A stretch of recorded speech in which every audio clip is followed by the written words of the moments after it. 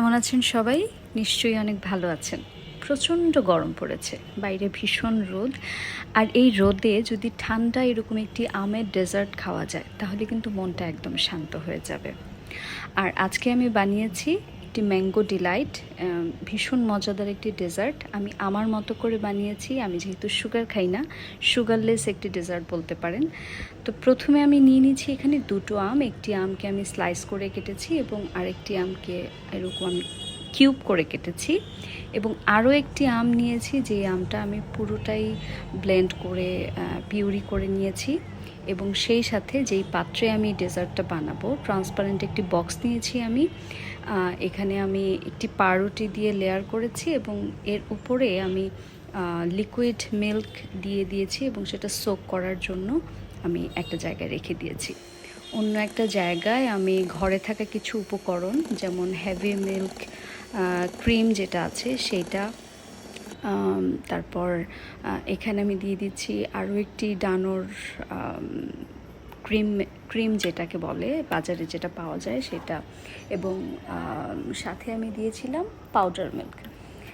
এই তিনটি উপকরণ দিয়ে, এখানে আমি কোনো সুগার ইউজ করিনি, এই তিনটি উপকরণ দিয়ে ভালো করে আমি বিট করেছি। মাঝে মাঝে কিছুক্ষণ আমি ডিপ ফ্রিজে রেখেছি এবং বের করে করে আবার বিট করেছি। এটা একটা ফোমি কনসিস্টেন্সিতে পরিণত হয়েছে। অনেকে বলতে পারেন হুইপড ক্রিম, এটা হোমমেড হুইপড ক্রিমও বলতে পারেন। যেহেতু এখানে সুগার ইউজ করিনি, আপনাদের যদি কারো সুগার খেতে হয় সুগার ইউজ করতে পারেন, অথবা এখানে আরেকটা জিনিস অ্যাড করতে পারেন, সেটা হচ্ছে কনডেন্সড মিল্ক, যেটা আমি করিনি। তো এখন আমি সেই পিউরিটা, আমের পিউরিটা, আমি সেই এটাকে আমি যদি হুইপড ক্রিম বলি, হুইপড ক্রিমটার সাথে ভালোভাবে মেশাবো না। কারণ আপনারা দেখবেন আমি একটা মানে ইয়েলো, তারপর হচ্ছে হোয়াইট, একটা খুব এলোমেলো একটা কালার চাচ্ছিলাম, যেটা আমি পুরোপুরি একদম ইয়েলো কালারটা চাচ্ছিলাম না। এখানে আমি খুব আলতোভাবে মিশিয়েছি যাতে আমার হুইপড ক্রিমটা ওইরকমই থাকে, ভালো থাকে, খুব সুন্দরভাবে। এটা একটা ফ্লোতেই আমি মিশিয়েছি, বারবার আমি একটাভাবে ঘুরিয়ে ঘুরিয়ে ঘুরিয়ে ঘুরিয়ে আমি এটা মিশিয়েছি। দেখতে পাচ্ছেন একটা মার্বেল টেক্সচার এসেছে, তাই না?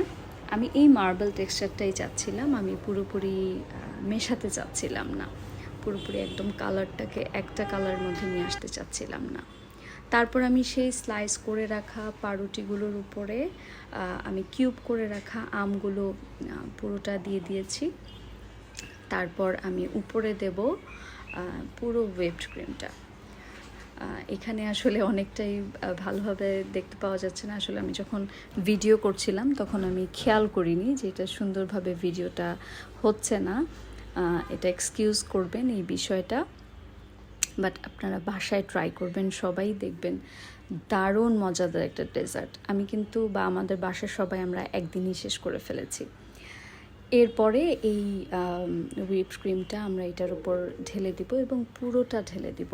ও বাই দ্য ওয়ে, আরেকটা বিষয় আমি ভুলে গিয়েছি, আমি কিন্তু অল্প কিছু পিওরে রেখে দিয়েছিলাম, সেটা আমি পরবর্তীতে ডেকোরেশন হিসেবে ইউজ করব। দেখতেই পাচ্ছেন, এটা ক্যামেরাতে জানি না কতটুকু বোঝা যাচ্ছে, কিন্তু সামনাসামনি দেখতে এটা ভীষণ সুন্দর লাগছিল, একটা মার্বেল টেক্সচার দিচ্ছিল, খুব সুন্দর লাগছিল। আমি এটা খুব ভালোভাবে আমি খেয়াল করে করে এটা নিচ পর্যন্ত, সেই পাউরুটিগুলোর মধ্য পর্যন্ত যাচ্ছে কি না, আমি এটা খুব ভালোভাবে খেয়াল করছিলাম। এখন আমি সেই কিছুটা রেখে দেওয়া পিওরেটা এরকম করে আমি লম্বা লম্বা করে, আপনারা দেখতে পাচ্ছেন যেভাবে, রিয়েলি ভেরি ভেরি সরি, আমি পুরোপুরি বিষয়টা আমি ক্যাপচার করতে পারিনি। যতটুকু করতে পেরেছি, আপনারা যারা ঘরে রান্না করেন তারা নিশ্চয়ই বুঝবেন। আমি এরকম লম্বা করে করে, লাইন করে করে আমি এরকম পিউরেটা দিয়েছি। তারপর আমি এটা ডেকোরেশনের জন্য দিয়েছি। ডেকোরেশনের যে বিষয়টা, এই যে ঠিক এইভাবে আমি প্রথমে উপর থেকে নিচে আমি লাইন কেটেছি, তারপর আবার নিচ থেকে উপরের আমি লাইনটা কাটবো। এটা কাটার ফলে দেখবেন ভীষণ সুন্দর একটি ডিজাইন হয়ে গেছে। আমার কাছে এটা কিন্তু দেখতে খুব সুন্দর ছিল। আপনারা প্রথমেই আপনি ছবিটা দেখেছেন। তারপর যে স্লাইস করে রাখা আমগুলো ছিল সেই আমগুলো আমি পাশ দিয়ে এরকম সুন্দর করে, এটা ডেকোরেশনের জন্য বলতে পারেন বা খাওয়ার সময় টেস্ট এটার জন্য খুবই ভালো লাগছিল স্লাইস করে রাখা আমগুলো। অনেকেই সাথে পিস্তাচু ব্যবহার করতে পারেন বা কাজু বাদাম ব্যবহার করতে পারেন, এটা যার যার ইচ্ছা। কিন্তু আমার এই ডেজার্টটার মধ্যে বাদাম একদমই পছন্দ না, বা আমার বাদাম ভালো লাগছিল না, আমার মনে হচ্ছিল এটাতে বাদাম ভালো লাগবে না, তাই আমি কোনো রকম বাদাম ইউজ করিনি। আমের যে মিষ্টিটা আছে আমার কাছে মনে হয়েছে যারা একটু স্বাস্থ্য সচেতন এই মিষ্টিটাই তাদের জন্য অনেক বেশি মিষ্টি হয়ে যাবে। আমার কাছে এই মিষ্টিটাই খুবই যথেষ্ট মিষ্টি লেগেছে, যেহেতু আমি এখানে পাউডার মিল্কও ইউজ করেছি, সাথে ওইখানেও একটু হালকা একটা মিষ্টির টেক্সচার দিচ্ছিল, এই জন্য আলাদা করে আমার মনে হয় না আর মিষ্টির দরকার আছে। আমি আর ওয়েট করিনি, আপনারা অবশ্যই এটা বানিয়ে 3 থেকে 4 ঘন্টা ফ্রিজে রেখে দিবেন। আমি আর ওয়েট করিনি, বানিয়ে সাথেই আমি সার্ভ করে আমি এবং আমার হাজব্যান্ড, আমার মেয়ে, আমরা খাওয়া স্টার্ট করে দিয়েছি। পরবর্তীতে যেই বাকিটুকু ছিল সেইটুকু আমরা ফ্রিজে রেখেছিলাম।